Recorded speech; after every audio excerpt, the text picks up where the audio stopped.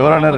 Revanth Reddy old సిటీలో మీరు పోటీ చేయాలని రేవంత్ రెడ్డికి అక్బర్ ఆఫర్ ఇచ్చింది. ఈ ఆఫర్లను ఎలా చూస్తారు? ఇప్పుడు అంకుల్ పోయి అన్నకు వచ్చింది వచ్చి లెక్క.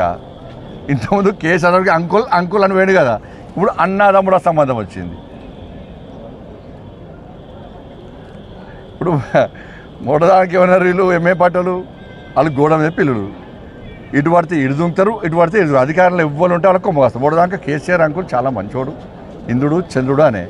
ఇప్పుడు వీరికి తిట్టే కేసీఆర్ కేసీఆర్ తిడతారు ఇప్పుడు. ఇక మరి వీళ్ళు నెక్స్ట్ కాంగ్రెస్ పార్టీ పరిస్థితి అది కదా. అంతకుముందు కాంగ్రెస్ పార్టీ తిట్టే బీఆర్ఎస్ గోడెక్కిర్రు, బీఆర్ఎస్ గడిలోకి పోయారు.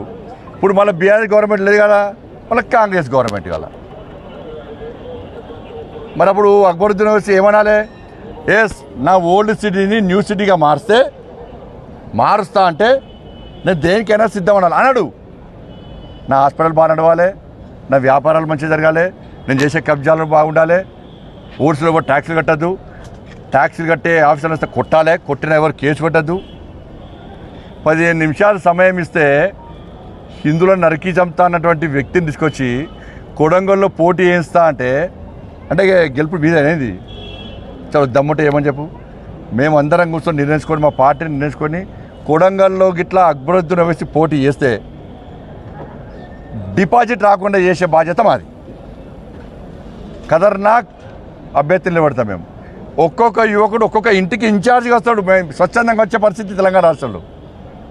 ఒక్కొక్క యువకుడు కొడంగల్లో ఒక్కొక్క ఇంటికి ఇన్ఛార్జ్గా వచ్చి డిపాజిట్ రాకుండా చేస్తాం మేము.